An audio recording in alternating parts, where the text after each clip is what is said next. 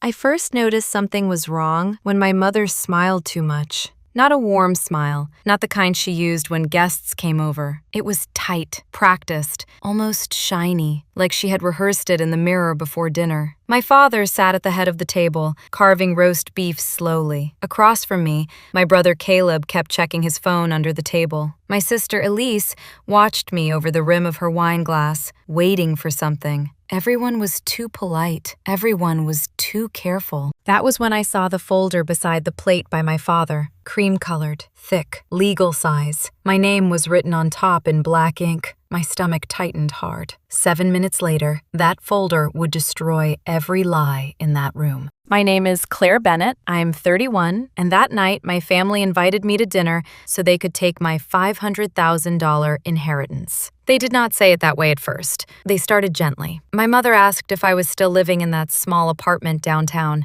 Caleb laughed and said it must feel strange to have money on paper while dressing like someone who clipped coupons. Elise tilted her head and said, "Grandma always had a soft spot for lost causes." I kept my fork in my hand. I did not answer. The roast beef tasted like dry cardboard that night. Then my father looked at me and said, "Your grandmother loved you, Claire, but love does not always mean judgment. The money should have gone where it helped the family." I looked around the table. Help the family meant pay Caleb debts. Help the family meant cover Elise luxury wedding bills. Help the family meant save my parents from the second mortgage they pretended did not exist. They were not angry that Grandma left me $500,000. They were angry she had left it only to me. My mother reached across the table and patted my hand like I was a child. She said, "Nobody is trying to hurt you. We only want to correct something unfair." Caleb leaned back and laughed. Unfair is watching Claire become rich because an old woman felt sorry for her. I still stayed quiet. Silence was useful. People fill silence with the truth when they think you are too weak to use it. Then Elise made the mistake that changed everything. She glanced at the folder and said, "It would have been easier if the transfer papers had gone through before dinner." The room stopped breathing for half a second. My father's eyes cut toward her. My mother hand froze on mine. Caleb muttered her name under his breath. I lowered my eyes to my plate, pretending I had not heard. But inside, every part of me went cold. Transfer papers. Papers I had never seen. Papers I had never signed. And suddenly, dinner was no longer dinner. It was a trap. I let my shoulders drop and stared at my plate as if Elise had only embarrassed me, not warned me. That was the version of me they understood. Quiet Claire, grateful Claire, the daughter who apologized before anyone accused her. My father cleared his throat and started talking again, slower this time, like he was guiding a nervous employee through a bad meeting. He said Grandma had been emotional near the end. He said the inheritance had created pressure.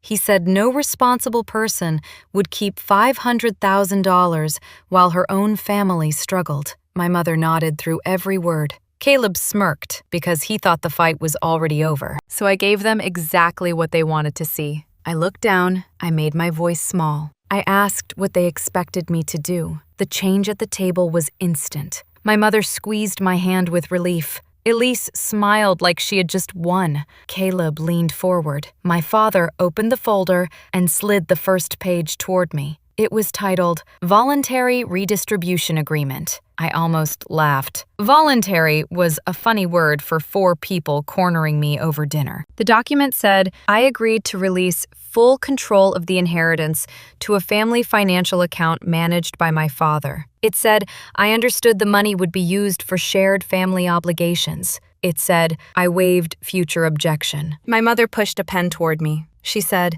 just sign and we can all move forward. Caleb added, you will still get something, maybe $50,000 when everything is settled. Elise smiled and said, honestly, Claire, that is more than enough for someone like you. My face stayed blank. My pulse did not. It hammered so hard, I could feel it in my fingers. I turned the page carefully, then another. That was when I saw it. On the final page, under a section marked Prior Authorization, there was a signature. My signature. Or at least, it was supposed to be. Claire Bennett, written with a strange loop on the C and a sharp slash through the double T. It looked close enough to fool a tired clerk, but it was not mine. I had not signed anything. I had not approved any transfer, yet there it was, dated 2 weeks earlier, attached to a father, temporary access to the inheritance account. My vision narrowed for 1 second. Caleb stopped smiling when he saw my eyes pause on the page. My father reached across the table and tapped the signature line. "That part is already handled," he said. "Tonight is just about making it official."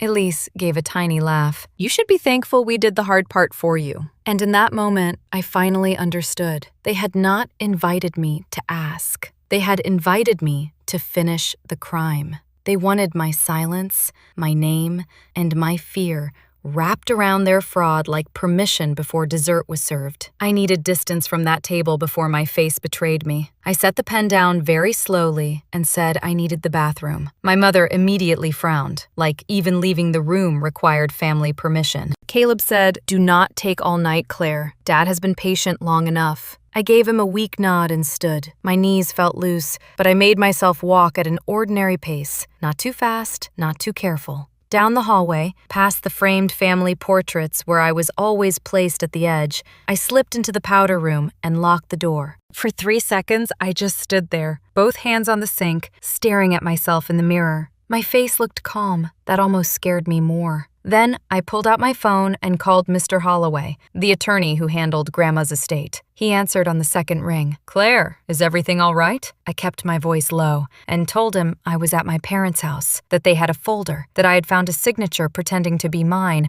on transfer papers. The line went quiet. Then his voice changed. "Do not sign anything. I already know about the attempted transfer. We blocked it this afternoon." My breath caught. He told me the bank had flagged an emergency access request tied to my inheritance account. The request carried a scanned authorization with my name on it, but the notary seal looked wrong, and the date did not match any appointment in his office. He had already frozen the account, notified the bank fraud unit, and prepared a formal complaint. Then he said something that made my skin go cold. "Claire, whoever filed this did not just try to move money. They tried to make it look like you approved it first." I asked if he could prove it. He said yes, but a confession would make it much cleaner. I looked at the locked door. In the dining room, my family was probably congratulating themselves for breaking me. Mr. Holloway asked if I was safe. I said yes, because I needed that to be true for a few more minutes. Then I told him to call me on video in 7 minutes. He understood immediately. Before leaving the bathroom, I opened my voice recorder and placed the phone screen down in my cardigan pocket, microphone uncovered. When I returned, my father was tapping the pen against the table. Caleb said, "Finally." Elise asked if I had cried in there. I sat down, kept my eyes lowered, and whispered, "I just want to understand." That was all it took. They relaxed. My father slid the folder closer. My mother said, "Good girl." Caleb laughed. Elise poured more wine. And my phone recorded every word, every insult, every careless confession, while they mistook my silence for surrender and my fear for permission to finish what they had started right in front of both my eyes. My father began first because he always believed authority was louder than evidence. He said the redistribution agreement was generous, considering the trouble I had caused by not understanding responsibility. My mother added that Grandma would have wanted peace, not selfishness. Caleb snorted and said peace would have been easier if the first transfer had cleared before the bank started asking questions. Elise kicked him under the table, but it was too late. The sentence landed perfectly into my pocket, into the tiny microphone recording beneath my sweater. I lifted my eyes just enough to look confused. First transfer. Caleb shrugged, already careless again. "Do not act innocent. You were never going to manage that kind of money alone. Dad was just moving it somewhere safer." My father gave him a warning look, but Caleb was enjoying himself too much to stop. He said half of my inheritance would have fixed the private loan he had taken, and the rest could have cleared Mom and Dad's mortgage problem. Elise raised her glass and said, "And some of us have real adult expenses. Not everyone can live in a cheap apartment and call it independence." My mother leaned closer to me. Her perfume felt suffocating. She said, "Claire, listen carefully. The signature is already there.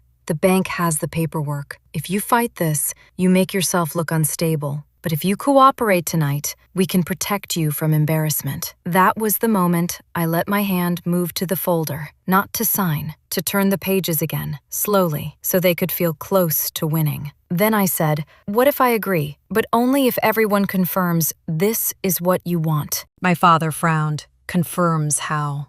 I pushed a blank sheet from the back of the folder toward him. "Write that you all understand the inheritance belongs to me, but you believe I should release control to the family account." Elise laughed. "That is dramatic," Caleb said. "Just sign it, Dad. She wants a little emotional ceremony." My father looked at the paper, then at me. He thought this was my surrender. He thought I needed a final piece of fake comfort before giving up, so he wrote the sentence in his own hand. My mother signed under it. Caleb signed with a flourish. Elise rolled her eyes and signed last. 4 names, 4 admissions, 4 people confirming they knew the money was mine before pressuring me to release it. I looked at the clock on the wall. 7 minutes had passed since I left the bathroom.